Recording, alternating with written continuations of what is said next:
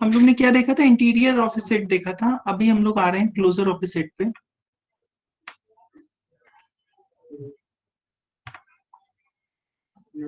So today is 17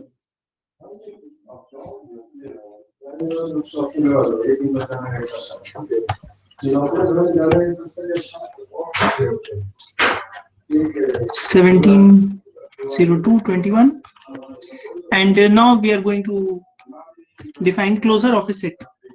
So closure of a set A is denoted by A bar and it is defined as A bar is the intersection of all the closed set containing A. So F such that F is closed and F contains A. तो जितने भी close set जो F को contain कर रहे हैं, sorry A को contain कर रहे हैं, उन सब का इंटरसेक्शन एक सेट बनेगा। हम लोग देख चुके हैं कि arbitrary intersection of close set क्या आता है, क्लोज्ड आता है, ठीक है। तो उन सबका जो इंटरसेक्शन होगा उसी को हम लोग बोलेंगे ए क्लोजर, ठीक है। सो इसका मतलब क्या होगा, a closure is the smallest close set containing a. A को कंटेन करने वाला ये सबसे छोटा क्लोज सेट होता है। लेकिन अगर एक खुद क्लोज्ड हो गया तो सबसे छोटा क्लोज सेट जो ए को कंटेन करेगा वो कौन होगा, वो खुद ए हो जाएगा। So this a closure will become a if a is closed. So इसके रिलेटेड कुछ एक्सरसाइजेस हैं, वो आपको भेज दी गई हैं, आप लोग इनको प्रूफ करने की कोशिश कीजिएगा। बहुत मुश्किल नहीं है, आसान सी एक्सरसाइजेस हैं, आप लोग इनको करेंगे तो हो जाएगा, ठीक है। सो चलिए हम लोग आगे चलते हैं। एक क्लोजर से रिलेटेड चीजों के बाद अब आते हैं sequence of A sequence in A matric space पे आते हैं। तो देखो सीक्वेंस आप लोग ने क्या पढ़ा होगा, रियल नंबर में सीक्वेंस को पढ़ा होगा। जैसे रियल नंबर में सीक्वेंस होता है वैसे ही किसी भी मैट्रिक स्पेस में हम लोग सीक्वेंस बना सकते हैं। So a sequence in a metric space Xt is an infinite succession of elements of X such that, तो सीक्वेंस क्या हुआ, इनफाइनाइटली मेनी एलिमेंट्स को एक के बाद एक लिखना जो है यही सीक्वेंस है। सो A1 A2 A3 और एक के बाद हमने एक लिख दिया तो क्या हो गया, सीक्वेंस हो गया। तो हम यहाँ पे एलिमेंट्स रिपीट भी कर सकते हैं, ठीक है, तो रिपीटिशन भी हो सकता है। तो जरूरी नहीं है कि कोई भी सीक्वेंस हम लिखें तो उसमें इनफाइनाइटली मेनी एलिमेंट्स ही इन्वॉल्व हो, तो फाइनाइट मेनी एलिमेंट से भी सीक्वेंस बन सकता है, एलिमेंट्स रिपीट कर सकते हैं, ठीक है। चलिए कोई बात नहीं। तो ये क्या हो गया, A1 A2 A3 and so on, ये सब क्या हो, ये ऐसे लिखना मतलब हो गया एक सीक्वेंस। तो देखिए अगर इसको हम ऐसे देखें कि A1 को क्या कहें, पहला टर्म है सीक्वेंस का या पहला एलिमेंट है सीक्वेंस का, A2 क्या है, सेकंड टर्म है सीक्वेंस का, A3 क्या है, थर्ड टर्म ऑफ सीक्वेंस का, A4 क्या है, फोर्थ टर्म सीक्वेंस का, और AN क्या हो गया, nth term of the sequence हो गया। तो इसका मतलब A1 के साथ एक नंबर अटैच्ड है वो 1 है, A2 के साथ एक नंबर अटैच्ड है वो क्या है, 2 है, A3 के साथ एक नंबर अटैच्ड है वो 3 है, A4 के साथ एक नंबर अटैच्ड है 4, और इसी तरह AN के साथ एक नंबर अटैच्ड है n। यानी सीक्वेंस के हर एलिमेंट के साथ एक नेचुरल नंबर अटैच्ड है। बात समझ में आ रही है? So a sequence in X is actually a function f from n to x, ठीक है। तो सीक्वेंस क्या हुआ, x में एक फंक्शन हुआ f n से x में, such that fn is called the nth term of the sequence। तो fn को हम लोग क्या कहेंगे, सीक्वेंस का nth टर्म को हम fn से डिनोट करेंगे। हम जो कह रहे हैं समझ में आ रहा है, यस और no? Yes sir. Yes sir. Okay, so हम लोग क्या करते हैं, सीक्वेंस को यूजुअली कैसे डिनोट करते हैं, an से डिनोट करते हैं, n is varying from 1 to infinity, और ऐसे an लिख देते हैं और ब्रैकेट an लिख देते हैं। बहुत सारे नोटेशन अलग अलग किताबों में यूज किए जाते हैं सीक्वेंस को डिनोट करने के लिए, ठीक है। अच्छा चलिए कुछ और चीजें हैं। Suppose xn is a sequence in a metric space Xt, then we say that xn converges to a point x in X if given any epsilon greater than 0, there exists n in n such that distance between xn and x is less than epsilon for all n greater than equal to n। देखो जब हम लोग real number में sequence पढ़ते थे तो क्या करते थे, हम लोग d नहीं लिखते थे, हम लोग लिखते थे mod of xn minus x is less than epsilon लिखते थे। लेकिन हमारे पास क्या हो गया, ये जो मॉड है वो रिप्लेस हो गया डिस्टेंस से। तो इन जनरल अगर मैट्रिक स्पेस में हम सीक्वेंस बना रहे हैं तो कन्वर्जेंस की डिफिनेशन में जहां मॉड था वहां पे हम लोग क्या कर देंगे, डी लिख देंगे, और एक्सन माइनस एक्स की जगह पे एक्सन कॉमा एक्स लिख देंगे। तो बस इतना ही अंतर पड़ रहा है इसमें और इसमें, ठीक है। सीक्वेंस का कन्वर्जेंस का मतलब समझ में आ रहा है ना आपको? आपको आवाज आ रही है मेरी? Yes yes sir. सर। इसके कन्वर्जेंस का मतलब समझ में आ रहा है? Yes, sir. जो डिफिनीशन रियल नंबर में थी सेम डिफिनीशन है, बस मॉड की जगह पे डी लगा दिया गया है, ठीक है। और इसको हम लोग क्या कहेंगे कि ये जो सीक्वेंस एक्सन है वो कन्वर्ज कर रहा है एक्स पे, as limit n is going towards infinity, x n is equal to x, और एक्सन इज, मतलब ये एक नोटेशन इस तरह से यूज करते हैं, एक्सन कन्वर्जेस टू एक्स को या तो limit n is going towards infinity x n is equal to x लिखते हैं, या एक्सन और एरो बना के लिख देते हैं इज गोइंग टुवर्ड्स एक्स। तो ये क्या नोटेशन होता है सीक्वेंस के कन्वर्जेंस का, कि सीक्वेंस कन्वर्ज कर रहा है। अच्छा, एक सीक्वेंस को कांस्टेंट सीक्वेंस कब बोलते हैं, जब सारे टर्म उसके बराबर होते हैं। और एक सीक्वेंस है जो नॉट कांस्टेंट है, then we call it non constant sequence. अगर वो कांस्टेंट नहीं है तो उसको हम बोलेंगे नॉन कांस्टेंट सीक्वेंस बोलते हैं, ठीक है। अब एक सीक्वेंस को हम लोग बोलते हैं नॉन रिपीटिव और without repetition if any two adjacent terms are not equal. कोई दो एडजेसेंट टर्म्स इक्वल ना हो तो उसको बोलेंगे नॉन रिपीटिटिव या विदाउट रिपीटिशन वाला सीक्वेंस है ये, ठीक है। समझ में आ रही बात? चलिए अब डिफाइन करते हैं हम लोग कोसी सीक्वेंस। तो ए सीक्वेंस, एडजेसेंट होना चाहिए। हाँ एडजेसेंट, अगर एक के बाद एक वाला रिपीट ना करे बस, ओके ठीक सर। है। नॉन रिपीटिंग उसको बोलेंगे। जैसे हमने सीक्वेंस लिखा 1 2 3, और फिर यहाँ पे अगर 1 यूज हो गया तो ये रिपीटिंग नहीं है। रिपीटिंग का मतलब एक अगल बगल वाले टर्म सेम आए, जैसे कि बार बार 1 आ रहा है, तो ये रिपीटिंग सीक्वेंस इसको बोलेंगे, ठीक है। चलिए सर कोसी सीक्वेंस, हाँ। ये कन्वर्जेंस सीक्वेंस एक बार बता दीजिए। अच्छा, कन्वर्जेंट सीक्वेंस बता देते हैं फिर से। चलिए, एक सीक्वेंस हमने लिया एक्स है ना, इसको हम कन्वर्जेंट कब बोलेंगे, converges to a point x in x, अगर इसको हम तब बोलेंगे जब given any epsilon greater than 0 there exists an n such that distance between xn and x become less than epsilon for all n greater than equal to n। तो इसको हम बोलेंगे ये सीक्वेंस जो है x पे कन्वर्ज कर रहा है। अगर आप रिमेंबर करें रियल नंबर पे डिफिनेशन कैसे दी जाती थी, रियल नंबर का कोई सीक्वेंस xn होता था जो x पे कन्वर्ज करता था, तो हम लोग कैसे करते थे, given epsilon greater than 0 there exists n in n such that, क्या करते थे हम लोग, mod of x n minus x is less than epsilon, ऐसे करते थे for all N greater than equal to n. तो डिफिनीशन सेम है, इस डिफिनीशन में सिर्फ मॉड जो हम लोग कर रहे हैं, mod of x n minus x, उसकी जगह पे हमने लिख दिया है d of x n minus x. तो सेम डिफिनीशन वर्क कर रही है। समझ में आ रहा है? Yes sir. तो इसी को बोलते हैं कन्वर्जेंट सीक्वेंस। चलिए आगे चलते हैं, हम लोग कोसी सीक्वेंस डिफाइन करते हैं। कोसी सीक्वेंस की भी डिफिनीशन वही है, मॉड की जगह पे डी कर दिया गया है। A sequence xn in x is called Cauchy sequence if given any epsilon greater than 0 there exists n in n such that distance between xn and xm is less than epsilon for all n m greater than equal to n। तो same definition Kosi sequence के लिए भी, ठीक है। इसके बाद bounded sequence define करते हैं। ए sequence xn in x is called bounded if the set A is equal to xn such that n is greater than equal to 1 is contained in x is a bounded subset of x। ये पूरा set जो है वो bounded subset हो तो उसको हम लोग बोलेंगे कि ये बाउंडेड सीक्वेंस है, ठीक है।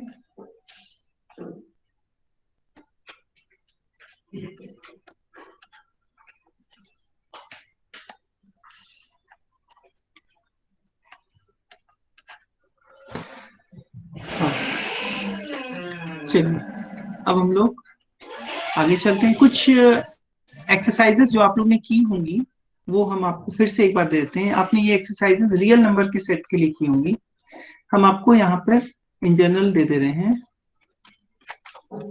Prove that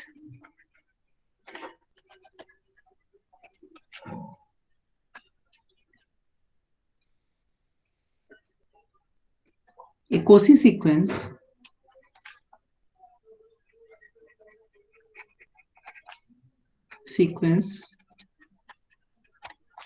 is bounded. Cauchy sequence जो होता है वो बाउंडेड होता है. Next exercise is prove that convergent sequence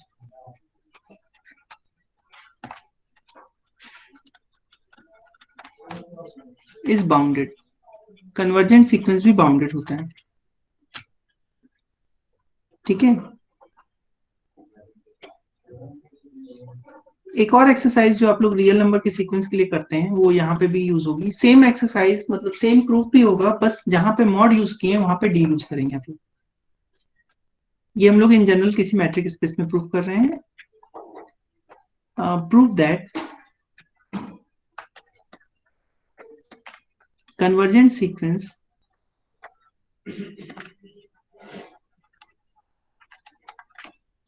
is Cauchy.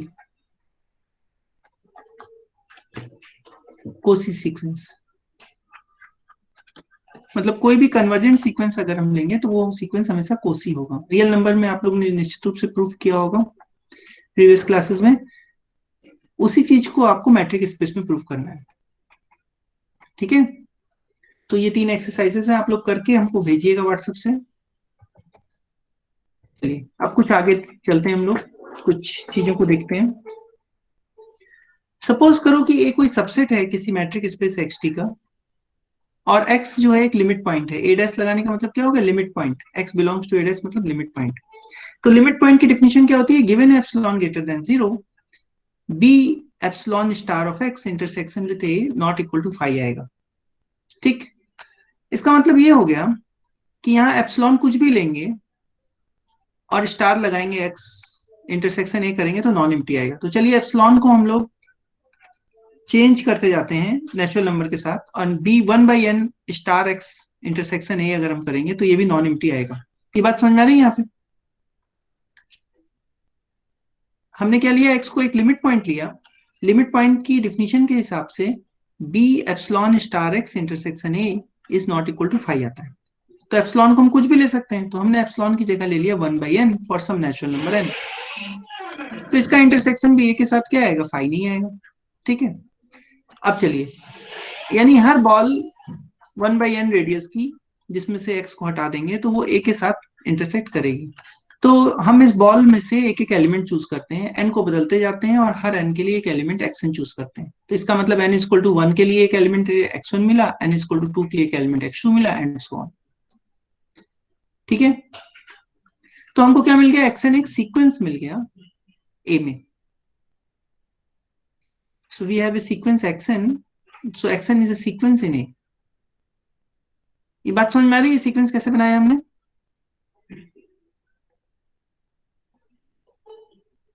बोलिए.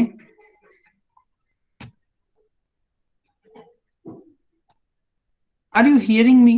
मेरी आवाज आप लोग पहुंच रही है? आप लोग रिस्पॉन्स नहीं करते हैं. Yes sir.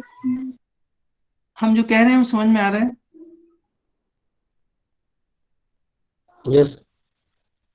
Yes sir. कोई ऐसा जिसको नहीं समझ में आ रहा है? यस सर, नहीं समझ में आ रहा सर. अच्छा हर्ष बताओगे क्या नहीं समझ में आ रहा है?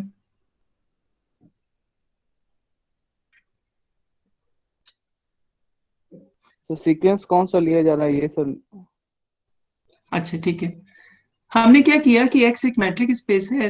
x मैट्रिक स्पेस के अंदर हमने एक सबसेट A लिया, एक सबसेट लिया, और इस सबसेट का एक लिमिट पॉइंट लिया. तो लिमिट पॉइंट मान लो कोई एक हमने लिया, x लिया, लिमिट पॉइंट है ये पॉइंट x लिमिट पॉइंट है. ठीक.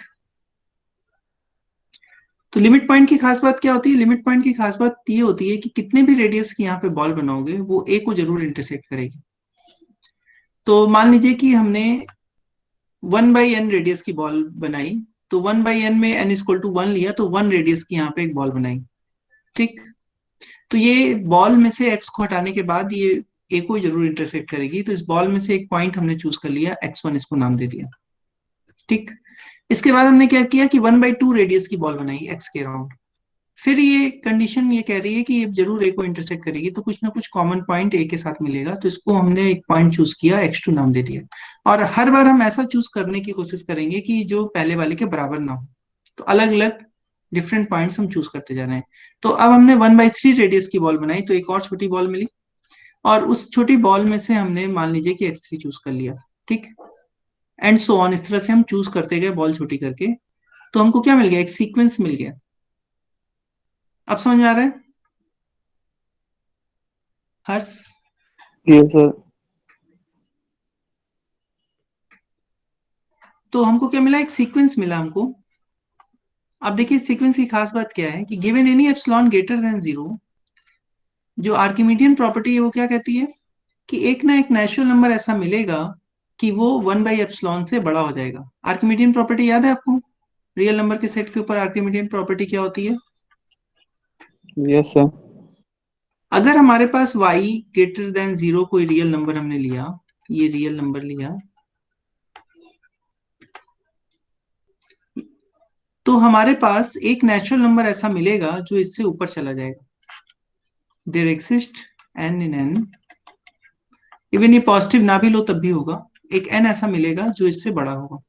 तो हमारे पास एप्सिलॉन एक रियल नंबर दिया था, 1/एप्सिलॉन भी एक रियल नंबर हुआ, तो एक ना एक नेचुरल नंबर n ऐसा मिला जो 1/एप्सिलॉन से बड़ा होगा। तो वही बात यहाँ पे कह रहे हैं, by Archimedean property we can do it. और जैसे ही ये होगा तो 1/n क्या होगा, एप्सिलॉन से छोटा होगा। तो इसका मतलब ये हो गया कि given any epsilon greater than zero, हमारे पास कोई ना कोई n ऐसा जरूर मिलेगा for all n greater than equal to, यहाँ पे n greater than equal to n होगा, कि डिस्टेंस बिटवीन x और xn हम निकालेंगे तो वो क्या हो जाएगी, 1/n से छोटी आएगी। क्योंकि हम जैसे जैसे n बढ़ाते जा रहे हैं, n बढ़ता जा रहा है, x और xn के बीच की जो दूरी है वो 1/n से कम हो रही है। ठीक है, क्यों 1/n से कम हो रही है? क्योंकि हमने xn कहाँ पे लिया है, xn हमने ले रखा है एक बॉल में x के अराउंड 1/n रेडियस की। तो इस बॉल में कौन आएगा जिसकी डिस्टेंस x के साथ 1/n से कम हो। ठीक है, तो इसका मतलब हम जैसे जैसे n बढ़ाते जाएंगे, हमको 1/n क्या होगा, एप्सिलॉन से छोटा होगा। तो जब हम स्मॉल n इस कैपिटल N से बड़ा लेंगे तो 1/स्मॉल n भी क्या होगा, इस 1/कैपिटल N से छोटा होगा, और 1/कैपिटल N एप्सिलॉन से छोटा है।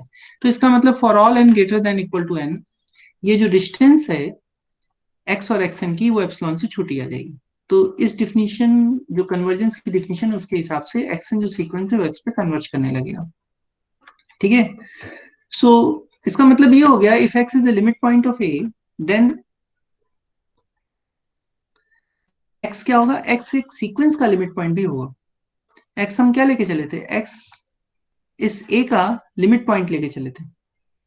देखो ऊपर हम लोग ने क्या लिया था, x belongs to a dash लिया था ना, x belongs to a dash. तो जब भी हम किसी सेट का लिमिट पॉइंट ले रहे हैं तो एक्चुअल में उस सेट में ही एक सीक्वेंस बन रहा है जिसका वो लिमिट पॉइंट है।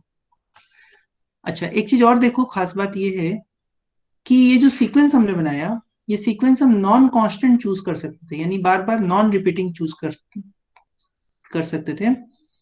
क्योंकि अगर कांस्टेंट सीक्वेंस होता तो एक्स पे कन्वर्ज करता, तो उसकी सारी वैल्यू क्या होती, एक्स होती। लेकिन ये सीक्वेंस कैसा है, हम लोग डिलीटेड बॉल से ले रहे हैं। एक्सन कहाँ से लिया था हमने, एक्सन लिया था बी 1/n स्टार एक्स से लिया था, यानी इस सीक्वेंस के किसी भी एलिमेंट जो है वो एक्स के बराबर नहीं है। तो इसका मतलब सीक्वेंस कैसा होगा, नॉन कांस्टेंट सीक्वेंस होगा। और अगर हम xn+1 xn+2 जो चूज कर रहे हैं वो नॉन रिपीटिंग चूज कर लें, यानी सेम एलिमेंट ना चूज करें, तो ये नॉन रिपीटिंग सीक्वेंस होगा, यानी सीक्वेंस के एलिमेंट्स आपस में रिपीट भी नहीं करेंगे। Non repeating non constant sequence ही हम बना सकते हैं। सो कंक्लूजन ये हुआ कि अगर हमारे पास कोई लिमिट पॉइंट है, कोई पॉइंट किसी सेट का लिमिट पॉइंट है, तो हमारे पास एक non constant non repeating sequence ऐसा मिलेगा जो उस पॉइंट पे कन्वर्ज करेगा। Is it okay?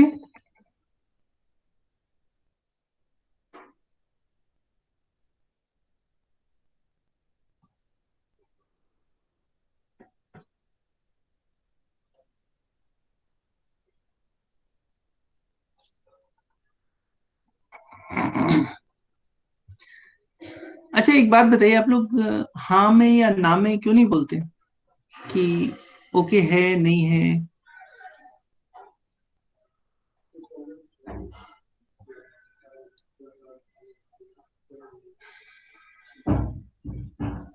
Are you all present?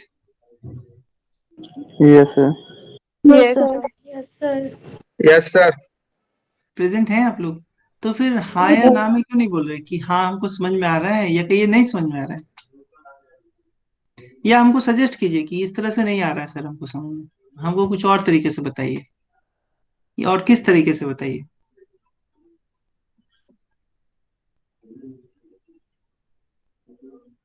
या आप चाह रहे हैं कि हम नोट्स पहले पढ़ लें उसके बाद आप बताइए हमको? सर कोई भी कॉन्सेप्ट बताने के बाद फिर सर जैसे फिगर से बताए थे ना उसी तरह हम्म, से हम बता। तो अच्छा। फिगर लेकिन आप बनाने से समझ में आ जाता है।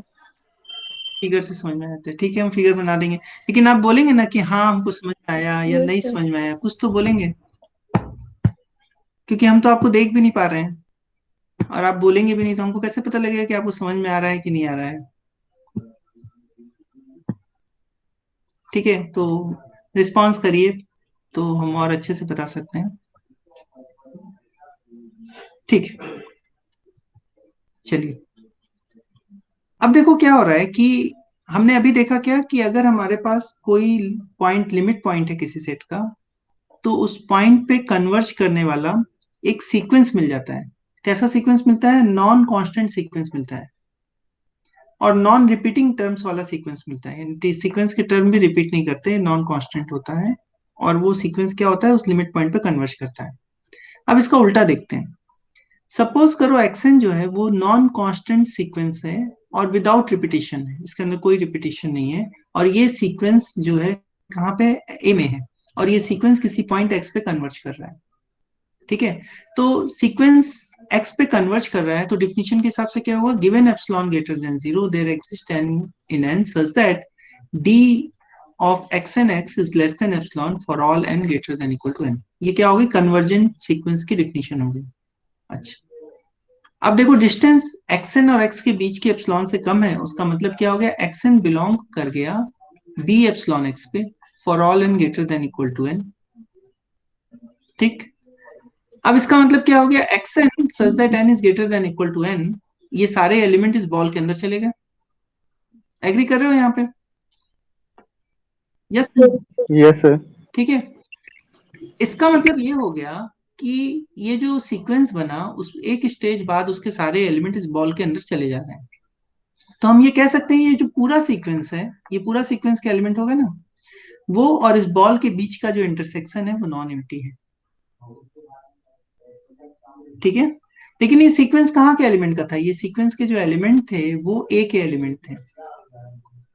ठीक है, और सीक्वेंस कैसा था? नॉन रिपीटिंग सीक्वेंस था। तो अगर ये सीक्वेंस नॉन रिपीटिंग सीक्वेंस है और इसके एलिमेंट्स कहाँ से आ रहे हैं? ए से आ रहे हैं, तो क्योंकि ये सीक्वेंस एक्स पे कन्वर्ज कर रहा है इसलिए इसके सारे एलिमेंट तो एक्स के बराबर नहीं हो सकते। इसका मतलब ये है कि इस बॉल में से अगर हम एक्स को हटा दें तो भी इस सीक्वेंस के कुछ टर्म इस बॉल के साथ इंटरसेक्ट करेंगे। ठीक है, ये बात, ये सीक्वेंस कैसा है? कांस्टेंट सीक्वेंस तो है नहीं। कांस्टेंट सीक्वेंस अगर होता तो सारे टर्म एक्स हो सकते थे, तो इस बॉल के साथ भी इंटरसेक्ट करता और एक्स पे कन्वर्ज भी करता, लेकिन ये सीक्वेंस कांस्टेंट सीक्वेंस नहीं है और एक्स पे कन्वर्ज कर रहा है। इसका मतलब इसके टर्म जो है एक्स से डिफर जरूर करेंगे कुछ ना कुछ टर्म, और एक्स से डिफर कर रहे हैं, इसका मतलब इस क्योंकि इस सेट का इंटरसेक्शन इसके साथ नॉन एम्प्टी आ रहा है, तो एक्स हटाने के बाद भी इंटरसेक्शन क्या होगा? नॉन एम्प्टी आएगा, क्योंकि इसमें एक्स से अलग एलिमेंट हैं। इसका मतलब ये हो गया, क्योंकि ये एलिमेंट एक्सन जो है वो कहाँ से आ रहे हैं? ए से आ रहे हैं, इसलिए ए का इंटरसेक्शन इस बॉल के साथ क्या होगा? नॉन एम्प्टी होगा, और ये बात हर एप्सिलॉन के लिए सही होगी। इसका मतलब क्या हो गया? ये एक्स जो है वो ए का लिमिट पॉइंट हो गया by definition of limit point.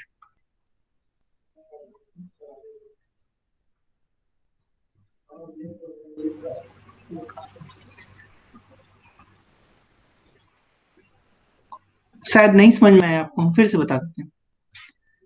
Action कैसा सीक्वेंस हमने लिया? नॉन कांस्टेंट सीक्वेंस लिया, विदाउट रिपीटिशन लिया, और ए में लिया, और मान लिया कि ये सीक्वेंस जो है वो एक्स पॉइंट पे कन्वर्ज कर रहा है, तो हम क्या कर सकते हैं, कोई भी एप्सिलॉन दिया हो और एक्स पॉइंट पे एप्सिलॉन रेडियस की अगर हम बॉल लेंगे, तो सीक्वेंस के एक स्टेज बाद जितने टर्म्स होंगे वो इस बॉल के अंदर चले जाएंगे।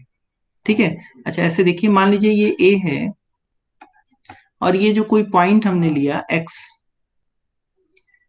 मान लीजिए कोई पॉइंट हमने लिया, मान लीजिए यहीं पे ले लिया, एक पॉइंट एक्स ले लिया, और हमने कहा कि ए के कुछ सीक्वेंस मिल रहा है जो कि इस एक्स की तरफ जा रहा है।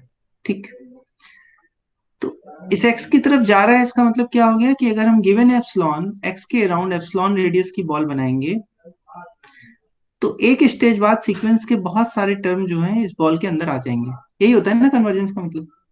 तो ये बात हमने लिखी, इसका मतलब क्या हो गया, सीक्वेंस के बहुत सारे टर्म इस बॉल के अंदर आ गए। इसका मतलब ये हो गया, लेकिन देखो ये सीक्वेंस कैसा है, ये सीक्वेंस जो है वो कांस्टेंट सीक्वेंस नहीं है, तो इसका मतलब इसके जो टर्म होंगे वो एक्स से अलग होंगे, क्योंकि सारे टर्म अगर एक्स हो जाते तब तो ये कांस्टेंट सीक्वेंस हो जाता, तब वो एक्स पे कन्वर्ज कर जाता। क्योंकि ये एक्स पे कन्वर्ज कर रहा है और कांस्टेंट नहीं है, इसका मतलब इसके टर्म क्या एक्स से अलग है। तो अगर इसके टर्म एक्स से अलग हैं, तो इसका मतलब ये हो गया, ये जो सीक्वेंस के टर्म है वो एक्स के अराउंड जो बॉल है उसमें से अगर हम एक्स निकाल भी दें तब भी इस बॉल के अंदर बहुत सारे टर्म चले जाएंगे। लेकिन ये जो पूरा सेट है वो ए में है, ये जो सेट है, सीक्वेंस जो है ये पूरा ए के अंदर बनाया गया है, तो इसका मतलब ए इस बॉल से जरूर इंटरसेक्ट करेगा। और अगर फॉर ऑल एप्सिलॉन ये ए इस बॉल से इंटरसेक्ट कर रहा है, तो इसका मतलब एक्स क्या हो गया, x is a limit point by the definition of limit point, so x is a limit point. Conclusion ये हुआ कि अगर हमारे पास कोई non constant sequence without repetition है ए में, और वो किसी पॉइंट एक्स पे कन्वर्ज कर रहा है, तो एक्स क्या होगा, लिमिट पॉइंट ऑफ ए होगा। तो इसका मतलब दोनों ऑब्जर्वेशन अगर हम मिला देंगे तो ये if and only if condition है कि x अगर a डैश में है, यानी x एक लिमिट पॉइंट है, then there exist a non constant non repeating sequence xn in a such that xn converges to a, और कन्वर्सली अगर there exist a non constant non repeating sequence xn in a such that xn converges to a, then x will be limit point of a। ठीक है। Yes sir.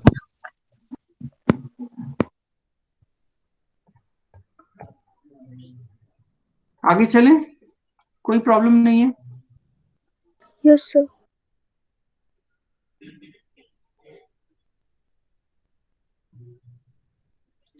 Problem हो तो आप लोग बोल सकते हैं।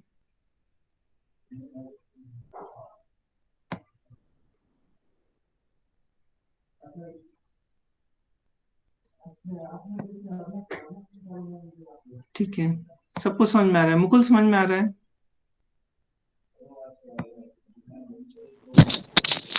Yes sir. अच्छा ठीक, चलिए ऑब्जर्वेशन नंबर 7 पे आते हैं। मान लीजिए कि A is a subset of A matric space XT है और X इसका लिमिट पॉइंट है। तो लिमिट पॉइंट की डेफिनेशन क्या होती है? लिमिट पॉइंट की डेफिनेशन होती है for all epsilon greater than 0 B epsilon star x intersection A is not equal to 5। ठीक, यानी हर एप्सिलॉन के लिए अगर हम बॉल बनाएंगे और उसमें से x को निकाल देंगे तो उसका इंटरसेक्शन A के लिए A के साथ नॉन एम्प्टी आएगा। ये क्या हो गई, लिमिट पॉइंट की डेफिनेशन हो गई। तो अगर कोई पॉइंट लिमिट पॉइंट नहीं है तो इसका क्या मतलब हुआ कि कम से कम एक बॉल ऐसी मिलेगी कि जिसका इंटरसेक्शन A के साथ एम्प्टी आ जाएगा, लिमिट पॉइंट नहीं है तो क्या होगा, हर बॉल का इंटरसेक्शन नॉन एम्प्टी आएगा। तो लिमिट पॉइंट नहीं है तो कम से कम एक बॉल का इंटरसेक्शन एम्प्टी आएगा। समझ में आ रही है बात? Yes sir. Yes sir. अब हम ये कहना चाह रहे हैं कि ये जो बॉल हमने निकाली है बी एप्सिलॉन स्टार एक्स, इसका इंटरसेक्शन ए डैश के साथ एम्प्टी होगा क्या? ये क्वेश्चन है कि क्या इसका इंटरसेक्शन ए डैश के साथ भी एम्प्टी होगा। ए डैश क्या है, set of limit points of a के साथ तो एम्प्टी है इसका इंटरसेक्शन। अगर एक्स लिमिट पॉइंट नहीं है तो एक्स के अराउंड एक एप्सिलॉन रेडियस की बॉल मिलेगी जिसका इंटरसेक्शन ए के साथ एम्प्टी है। लेकिन हमारा क्वेश्चन है कि ये जो एप्सिलॉन मिला है इसी बॉल का इंटरसेक्शन ए डैश के साथ क्या होगा। ठीक है, तो हमने मान लिया कि मान लो कि ए डैश के साथ इसका इंटरसेक्शन एम्प्टी नहीं आ रहा है, यानी कोई कॉमन लिमिट पॉइंट है, तो y क्या हो गया, एक ऐसा लिमिट पॉइंट ए का हो गया जो इस बॉल के अंदर जा रहा है। लेकिन एक चीज देखो, ये जो जब भी हम बॉल बनाते हैं तो क्या होता है, वो ओपन सेट होता है। तो ओपन सेट होने का मतलब कि कम से कम एक रियल नंबर डेल्टा मिलेगा कि ये जो बॉल है डेल्टा रेडियस की वाई के अराउंड, ये पूरी तरह से बी एप्सिलॉन स्टार एक्स के अंदर चली जाएगी। अब क्योंकि y क्या है, लिमिट पॉइंट है, तो y के अराउंड y पे कन्वर्ज करने वाला एक सीक्वेंस ऐसा मिलेगा a में जो कि y पे कन्वर्ज करेगा। अगर ये सीक्वेंस y पे कन्वर्ज कर रहा है तो क्या होगा, there exist n in n such that कि yn such that n is greater than equal to n, ये b डेल्टा y के अंदर चला जाएगा। लेकिन b डेल्टा y किसके अंदर है, b एप्सिलॉन स्टार x के अंदर है। इसका मतलब a का और b एप्सिलॉन स्टार x का इंटरसेक्शन नॉन एम्प्टी आ जाएगा। लेकिन हम लोग ऊपर मान के चले थे कि हम लोग ऊपर देखे थे कि a का intersection b epsilon star x के साथ एम्प्टी है। ठीक है, इसका मतलब क्या आ गया, कंट्रडिक्शन आ गया। और ये कंट्रडिक्शन क्यों आ गया, क्योंकि हमारा एजम्पशन था कि b epsilon star x intersection a dash जो है वो नॉट इक्वल टू फाई है। तो हमने ये प्रूव कर दिया कि b epsilon star x intersection a dash जो है वो फाई आएगा। इसका मतलब b एप्सिलॉन x जो है वो a डैश के कॉम्प्लीमेंट में होगा, क्योंकि a डैश से इसका इंटरसेक्शन क्या आ रहा है, फाई आ रहा है, और x a डैश में है नहीं। तो b एप्सिलॉन x जो है वो a डैश कॉम्प्लीमेंट में होगा। तो हमने क्या दिखाया कि x अगर a डैश कॉम्प्लीमेंट में है तो एक एप्सिलॉन रेडियस की बॉल मिल रही है कि वो पूरी पूरी बॉल भी a डैश कॉम्प्लीमेंट में चली जा रही है। इसका मतलब ये हुआ कि a डैश का जो कॉम्प्लीमेंट है वो ओपन है, और a डैश का कॉम्प्लीमेंट ओपन है, इसका मतलब a डैश एक क्लोज सेट होगा। ठीक, तो हमने ये दिखाया कि सेट ऑफ लिमिट पॉइंट्स क्या होता है, क्लोज सेट होता है।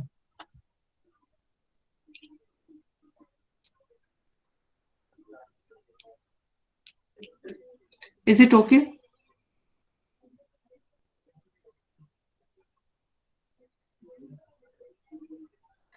ज्यादा हो रहा है? एक काम करिए, आप लोग इसको पढ़िएगा अपने से। ठीक है, हमने जो बताया है इसको एक बार अपने से पढ़िएगा और हमें बताइएगा। अगर नहीं समझ में आएगा तो हम फिर से बताएंगे। ठीक है, यस सर। Yes, sir. हम्म, अच्छा, तो हम इसको यहाँ पे स्टॉप कर देते हैं। आप लोग एक बार देखिए इसको अपने से और हमको बताइए, और फिर हम आगे चलते हैं। ठीक है, तो काफी सारा चीज हो गया है, और हमने एक्सरसाइज भी आपको दिया है, उसको भी आप करिए।